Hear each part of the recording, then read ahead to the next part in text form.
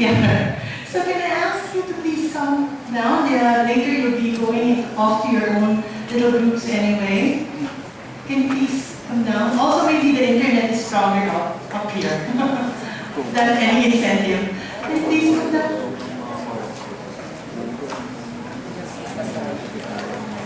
Yeah.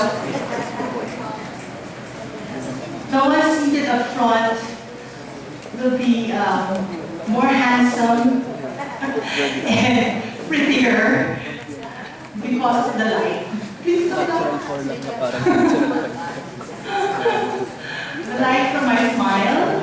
Please come down.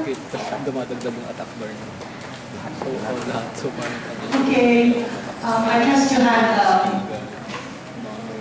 a good night's sleep after a full day yesterday. And I would really sincerely apologize for not acknowledging some of you because I was just working on the pre-registered list. And some of you said, for example, Talisay City, and I did not realize that that was not in Batangas, but in Bacolod, and so on. So, and also, we have people from Tacloban. Are they here? Tacloban. This early in the morning. So that's really a big encouraging sign because we know what happened to Tacloban, and you probably have them in your workshop groups. Also, I was seated with one group and I heard places that I had not mentioned. For example, Davao. Is the participant from Davao here?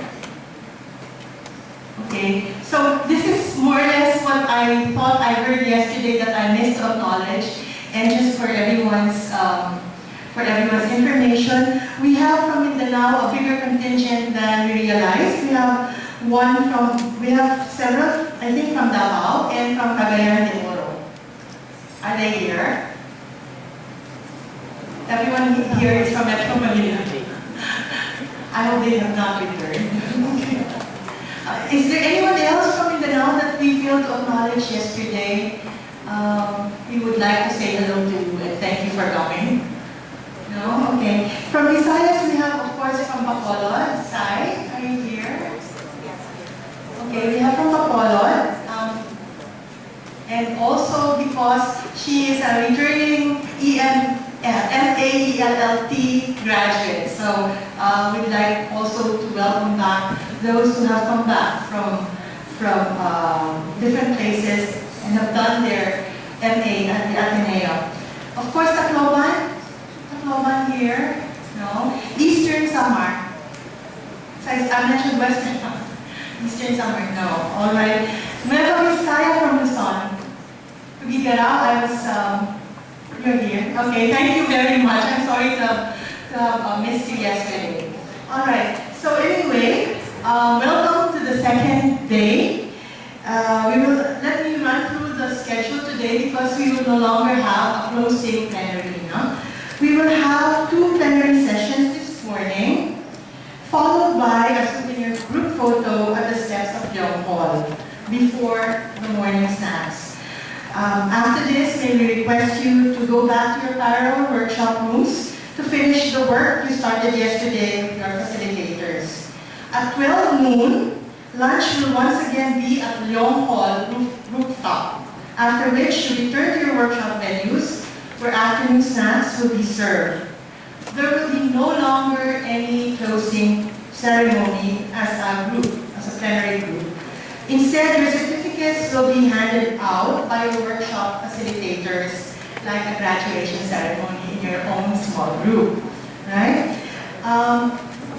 An ASEAN tradition has been to exchange the certificate for a filled out evaluation form. If you've been attending ASEAN conferences in the past, we really value your evaluation forms, the feedback that we get from you. It's inside your kit, and we would like to, we hope for you to fill out those forms and really honestly give us feedback which will help us in succeeding conferences. We've already reached the golden conference. Next year we only have one, and we'd like to really get it right by giving you a conference that will really truly engage and interest you. So please submit that to your facilitator, and in exchange we will give you your certificate at the end of the afternoon.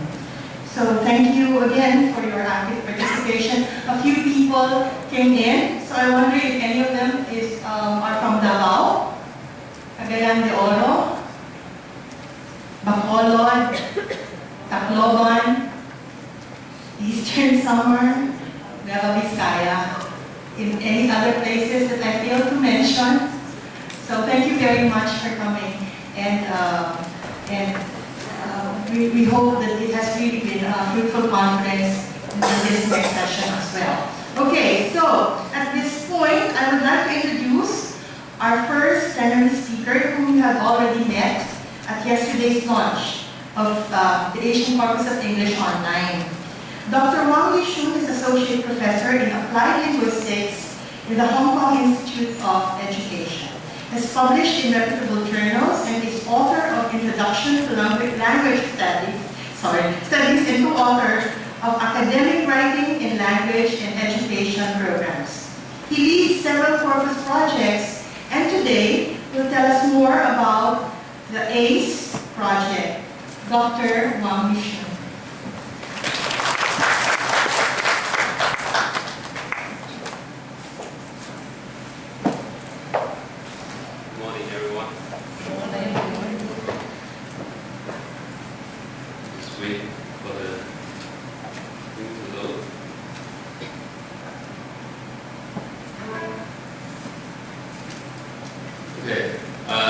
Nice to meet you all again.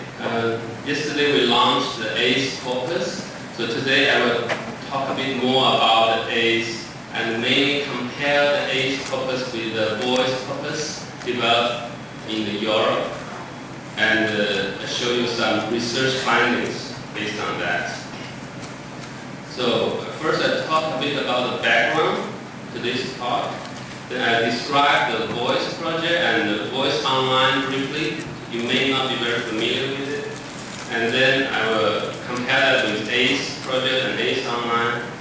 And then I will focus on ACE-based research comparing ACE with voice. So, around the world, there are a number of ELF Corpus projects. And the first ever ELF Corpus project was the Vienna Oxford International Corpus of English project, led by Professor Barbara Seidelhofer in Vienna. And they started working on this project in 2005, so a long time, 9 years ago. And then Andy, also very interested in the field of ELF studies, and he had this vision like, well, we now have a European ELF corpus under development. We must have a counterpart in Asia, because ELF is so important in the Asian context. So in 2009, so Andy, Professor Andy Kirkpatrick, established a research team and started working on the ACE project. And so the ACE and the voice teams, we collaborated really closely. So I'll show you how we collaborated. What is ELF? Maybe we just very quickly define this term. Okay? So English as a lingua franca can be thought of as any use of English among speakers of different first languages for whom English is the communicative medium of choice and often the only option. So I just want to avoid the confusion of, for example, in Singapore, if all the Singaporeans talk to each other in English, that's not ELF. They're just speaking Singaporean English. ELF has to be like people from different countries meet and talk to each other. So the voice corpus of European ELF, the basic information, it comprises naturally occurring non-scripted face-to-face interactions of English as a lingua franca in Europe. And it comprises 1 million words of spoken ELF interactions equaling approximately 120 hours of transcribed speech. And the project ran from 2005 to 2013. So I think I better go to the website live to show you how this site works.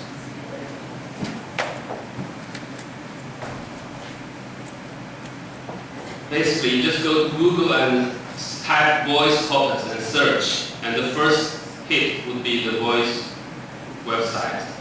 So when you get to this website, if you want to search voice online, there is a link. Okay?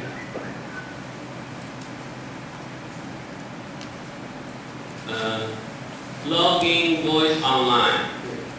You need to register for an account, then you can log in.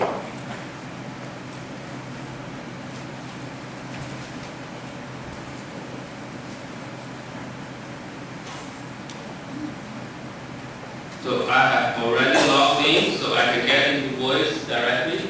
You can see their interface is very simple, just the corpus.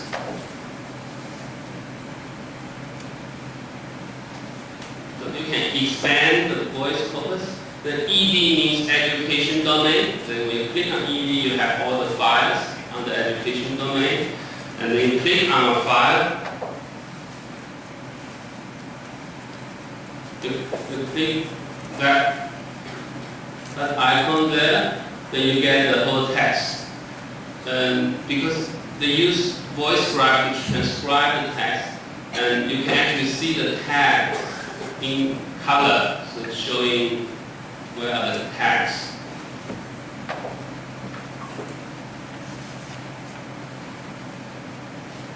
And you might have noticed there is a little speaker icon next to some text. That means audio files are available for those texts. So not everyone, some. So if you want to listen to this, you can press this play button on top.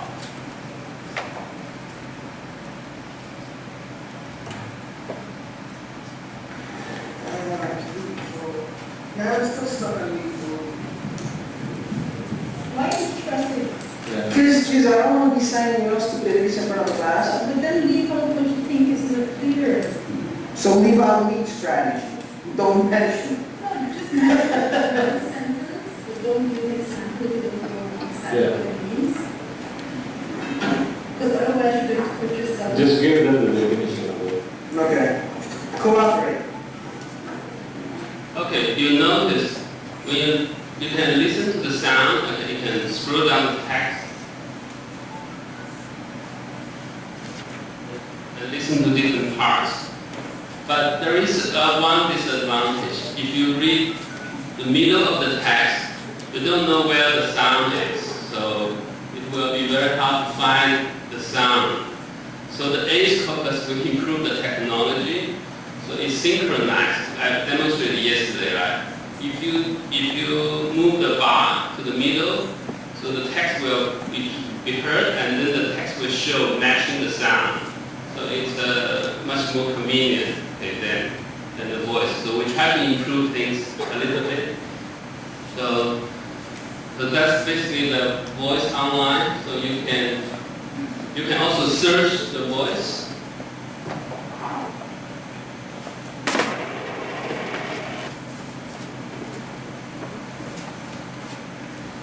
So you type a word there and submit.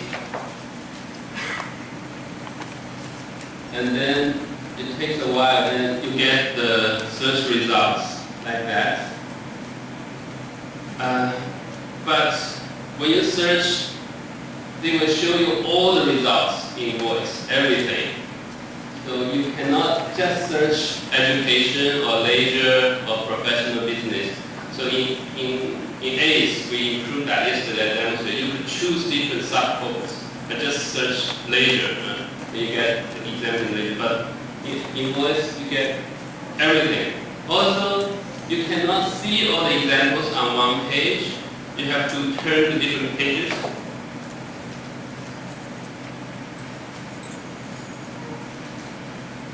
So you saw on the right-hand side, it says U1 to 25. So that's the first first 25 examples listed on this page. You have to hit this button to go to the next page to see more examples.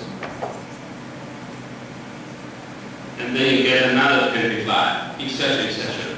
We felt that's really tedious. If you want 500 examples, you need to do this many times, and you have to cut and paste 20 times to get all the examples. So in our ACE, we get it all on one page, 500 examples. You just copy everything. We hope that's more convenient in a way. So just to show you the differences between the two systems.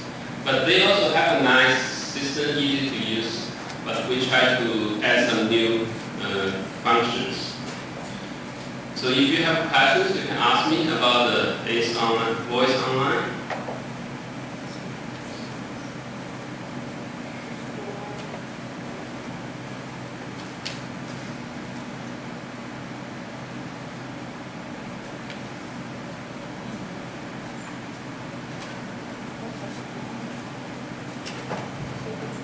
Okay, so now I move on to the ACE team. So Andy yesterday already showed you the team members, and then we have 9 sub-teams around Asia, and these are the leaders of each sub-team. So we thank all these teams for their great contribution. Now I just I'll show you the comparison between voice and ACE.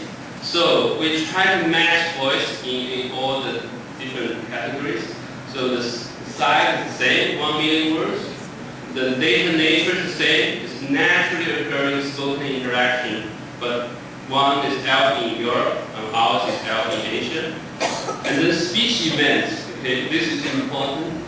So in voice, they have interviews, press conferences, service encounters, seminar discussion, working group discussions, workshop discussions, meetings, panels, Q&A, and conversations.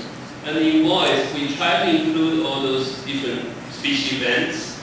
In fact, we also have some new ones, okay, added to our focus. And then transcription conventions. So the voice team developed a set of conventions to tag the voice corpus.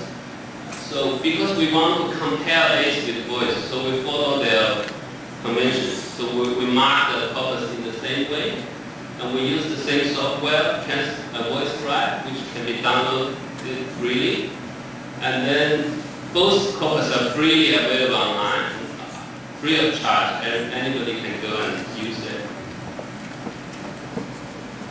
So, how did we collect the data? So first we want to identify the subjects who are going to participate in the recordings. So we decided these people will be English-knowing multilinguals from ASEAN +3 countries, including L1 English speakers like Singaporeans, Filipinos, and as long as there are people from different countries participating in the dialogue, it's fine. In fact, our communication, we can even include native speakers in the conversation, 1 or 2, if they are not dominating the whole thing. So we say high proficiency in English required. It's difficult to have a very black and white criteria for that. So we ask them to self-assess. So are you comfortable to be recorded, including our corpus? Do you think if you speak fluent English? If they think so, then we will include them. Okay? We try to include native speakers if possible. And this is the voice scribe. I will skip that. And we have, for each transcript, we have some header information to show some information about the transcript. And then we also have transcriber notes to show the speaker information, like what first language is it, where is she from, etc. Because that's very important. And then it's very important to archive the transcription files clearly. You can imagine so many files from so many countries. When you compile corpus in the future, you have to think about it, how to put everything very clearly, find information easily. types of setting. Okay, education 25%, leisure 10%, professional business 20%, professional organization 35%, and professional research science 10%. It's rough percentage. Okay. So this is the ACE website. I just show you very quickly again.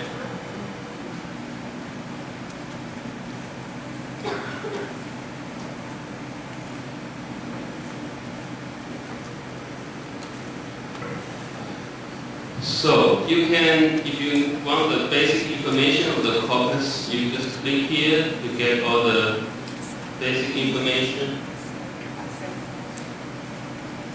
And also we tell you how to cite ACE. This is the format for citing ACE in your research.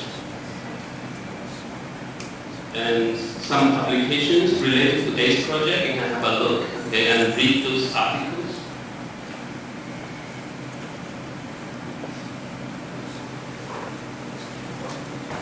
So if you want to know about the ACE project objectives, okay, we have listed them on the site.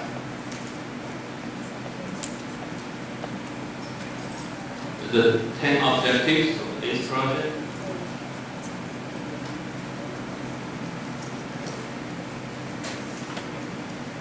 And some corpus information.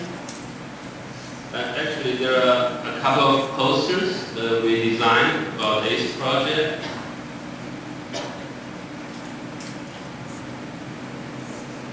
And then you can click contact us, you can send us emails through the website.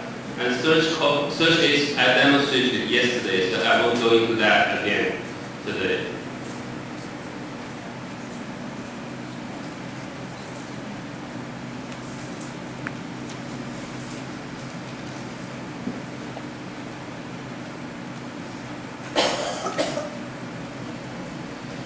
Okay, now I focus on ACE-based research.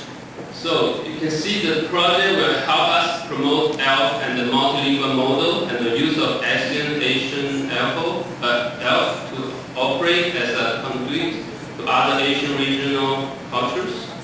So this ACE corpus will be a crucial resource for research in this area. Without a corpus, it's very hard to do research in ELF. So today I will talk about ACE versus voice comparative studies conducted by myself. And my purpose is to compare the ELF features, tendencies in voice with those in ACE. Okay. Actually, the voice team, when they created the voice corpus, one of the first piece of research they did was trying to identify the voice features. Okay, what are the features in the voice corpus? So they came up with these findings, like the non-marking of the third person singular with S, okay, and the interchangeability of the relative pronouns who and which, flexible use of definite and indefinite articles, extended use of general or common verbs, treating uncountable nouns as plural, use of a uniform question tag, use of demonstrated this with both singular and plural nouns, use of prepositions in different contexts. So they published these research findings. So we felt, oh, this is interesting. So they have found some generic kind of features, tendencies in voice. So what about ACE? So now we have an ACE corpus. Can we find these tendencies in ACE? They used the term features in the past, but as now after all this research we felt maybe features is the wrong word because it's not necessarily that they all do that. It's just there's a tendency they might do this instead of the standard form. So we use the term tendencies. So can we find these tendencies in ACE, or are there any other unique tendencies in ACE? So first tendency, okay, the non-marking of the third person singular with S. So how do we find this out using corpus tools? software called Congruent. Again, Congruent was developed by my good friend Chris Reeves. We work together on other projects. So I try to use this program to find out whether this tendency exists in ACE. So first, I looked at the top 20 most frequent lexical verbs in ACE corpus. And you may not understand these numbers, so let me explain. So the 1 to 20 is the numbering of the top 20 verbs, okay, lexical verbs. And this, the second number, 22, 23, these are the actual frequency ranking in the corpus. So like rank 22nd in the corpus as the most frequent word, okay, verb, word, etc. So you can see, what did you notice? Okay, all these, what form are they in the verbs? Base form, right? Like, want, see, okay? It's not past tense, not third person singular, it's base form. So they all, frequency all very high for the base forms. And so this is the actual number of occurrences, how many times they occur in the percentage. And then on the other side, I also look at likes. So for example, only 22 likes, okay, but 3,800 likes. Okay, so you can see very fewer. So the ranking is much lower, the frequency ranking. And liked, only 2 past tense. Very low ranking. And the only 2 verbs which are not in base form are sad and got, who rank a bit higher, like 122 in the corpus and 95 in the corpus. But other than these 2, they are all ranked like 300, 700, 1,000, okay? Not very frequent, okay? But the base forms are much more frequent. So seems to tell us something. And then I use the Congruent software to find out the third person singular marking. So you wonder, how do you find out this in a corpus? How do you search it? So Congruent is a phraseological search engine which is able to automatically identify up to 5 co-occurring words, irrespective of either constituency or positional variation in a text or corpus. So it allows us to identify frequently appearing language use patterns in ACE. So you can imagine, if you use ACE search engine or use concordance tool, you can search he take. Okay, that's fine. You put in he take, then you get some examples. But that's not enough. What about he not take? Then you can't search all that. Or he go and take. Okay, so there will be some words in the middle or before it. So this software automatically finds pattern. It doesn't matter whether there are words between he and take, so the software can still find all the examples. So all you need to do is, I will, for example, if I want to study he, okay, it, she, okay, singular, everyone, those singular pronouns, and then like, no, see.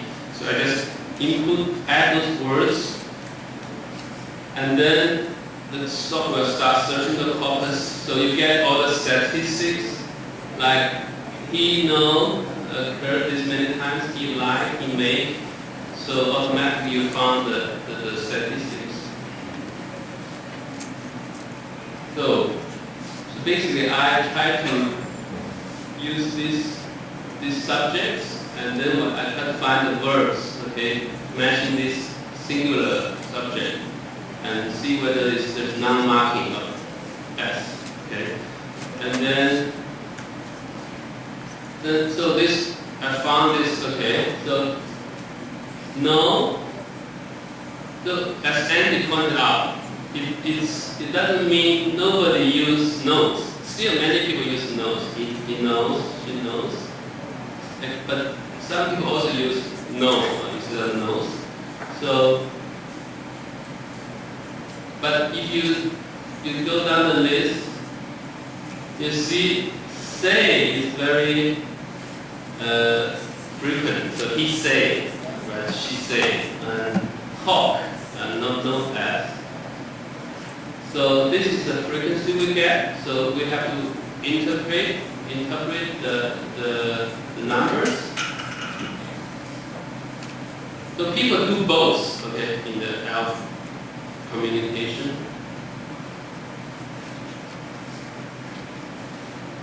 And then we use the concordancer, we can get all the examples, right? All the examples, you can see what exactly happened in the text. Like, I don't think he know a few of us, because he know, well,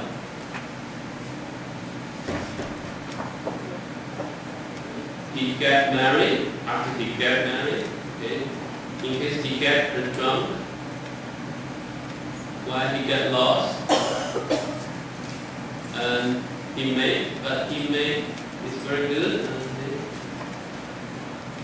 He made it, I think he made it up. Okay, now here it's really hard to tell whether it's past tense or third person singular because it's base form. So you have to manually go through the list and find out because the base form is so frequently used. So in many cases, maybe it's just not you marking it as past tense. And then we got other examples. We need, and he say, okay, if you look at he say, there are so many examples of he say and she say, okay? So this particular verb is very common. People will not use the third person singular, he say, rather than he says. And maybe it's hard to say, I don't know. Then say, possession. Again, you have to decide whether it's third person singular sometimes or it's past tense non-marked. So both cases are. Sometimes you can't tell. Okay? The context does not tell you the tense. Okay? And she say also many examples of she say. So we have to bear in mind that some people might be in the class and say, oh, isn't that a mistake? Okay. But in our interaction, okay, we observe the pattern. Okay, if most people, when they interact with each other, they speak fluent English, and a large percentage of the speech community will speak like this. So it becomes like a tendency in the ALF communication. So we have to be very careful with the term error when we do ALF study. So I think we normally term it as a variation from the norm, okay? Because many people say that. You can't say that everybody's making a mistake. It's just the way we speak in Asian context, in the ALF context, okay? So he see, he take, he go and take. I think Andy gave it, then he sit and take. It's up. Think. So because of time, I won't go into details. So it's very interesting just to look at examples and see what people are saying. So we felt that, okay, the ALF speakers, some of the times, sometimes they mark it, sometimes they don't mark it. It's kind of 50-50, okay? But then there is a very obvious feature is the ACE, the specific tendencies. Asian people tend to use the base form of verb for past tense because we found so many examples of that, okay? He wants, okay? He enjoyed and he wants. So past tense and present tense is the same sentence. He say, he asked. So again, so we look at the frequency and you can see the huge difference no 3,300 times, and new only 17. So very few past tense. Like only twice. Made more frequent. God is different. God has a lot of past tense. So it depends on the verb. But most of the verbs, the past tense was far less frequent than base tense and base form. And in fact, most of the base form actually referring to past tense. So we can say this is one of the tendencies in ACE. So use base form rather than marking as past tense. So some examples. Okay. Because of time, let's move on. Sorry. And the second one is interchangeable who and which. So we found 701 who, 608 which, and then, but we didn't find this feature. Okay. Change this to, okay, it's not very common. Like somebody who, we do that is rather than somebody which. It's unusual in it, but it seems to be popular in Europe. Okay, this is somebody which. Okay. Parties who, parents who. We only found 5 cases out of 600 that use which to mean who. Like only 5. So like students which, teachers which. Very rare, not many. So we can say it's not a tendency in ACE. And then flexible use of indefinite articles. So we check this number of and the. Again, we didn't find obvious examples in ACE. So the account. It seems we don't switch them around that much. But so maybe it's not a typical tendency in ACE. However, we found another tendency in ACE, that is omission of articles altogether. We don't use the or the at all, so it's just no article. So you can see the raw percentage in ACE and in brown. Okay, in the brown corpus, the native speaking corpus, is 2.3% and is 6.8%. But in ACE, it's half the percentage. So we are using half the number of and in L. But in this native speaking community, they use a lot of access memory.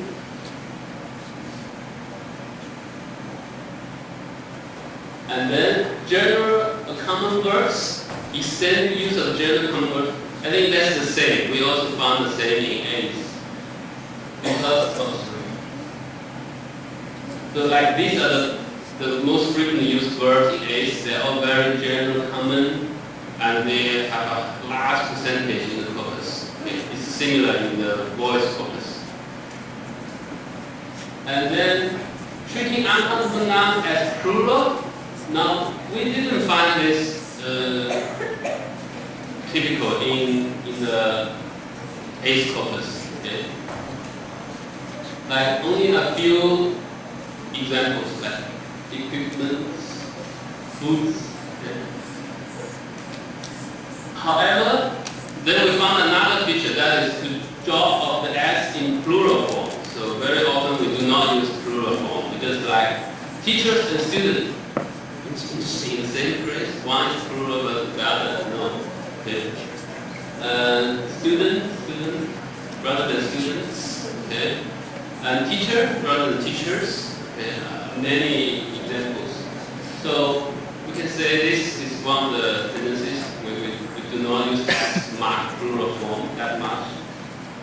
And then use of a uniform question tag. That's also the same. Okay. In voice we found isn't it is so common, okay? Rather than don't you, aren't they, okay? Aren't you? So everything is isn't it. And then this is what we found. We found 32 isn't it? Isn't he once? Isn't she no? Aren't they once? So doesn't he, doesn't she? 0, don't you? And so it seems you can see the examples here, okay? He can work, isn't it? Rather than county, right? The hospital, they are more interested in the language, isn't it? It's not unfair. You keep on apologizing, isn't it? Okay, everything is isn't it. That's typical in Europe and also typical in Asia. And then you have demonstrated this with both singular and plural nouns.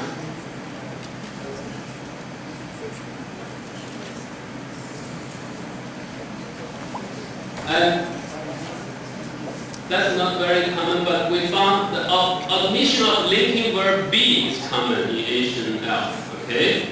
Like, you might have heard this, this very cool, rather than this is very cool, okay?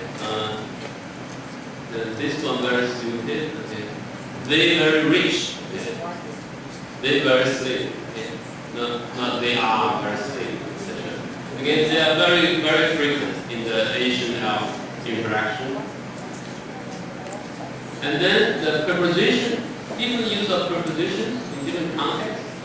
Like, that's also very common in Asian like on a market rather than in a market, etc. So because of time ago, so discuss about is kind of a unique way of using about, okay, in Asian So, to summarize, we have 5 out of 8 voice tendencies also found in ACE. The other 3 is not very typical. And we also found a few unique tendencies in ACE. These are the 4 unique ones. So the pedagogical implications, you can imagine, okay, if you are teaching in an Asian context, if most of Asian people will have this tendency of speaking like this, I think the teachers, it's important to let students be aware, okay, if you interact with Asian people, these are the things that tend to happen in the conversation. So at least you should raise the awareness, okay, what Asian people do when they speak English to each other, what are the typical tendencies. You should not regard them as errors. It's just a tendency that likely to happen in the Asian context. Just like what might happen in the European context. The European people talking to each other, they also have this different tendency. So, the conclusions of 5 of 8 out of 8 will be identified in ACE. The 4 other unique ones identified. So this is just a beginning study. So obviously there are lots more follow-up studies needs to be carried out regarding the Asian tendencies and their implications. Now we have the corpus ready, so we can do all kinds of research. So here are some publications based on ACE. You can find this on the ACE website.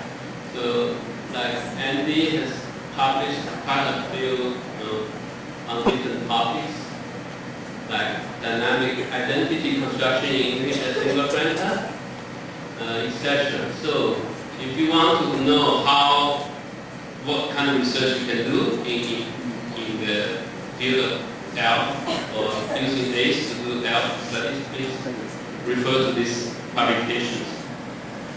Okay, that's the end of my presentation. Thank you.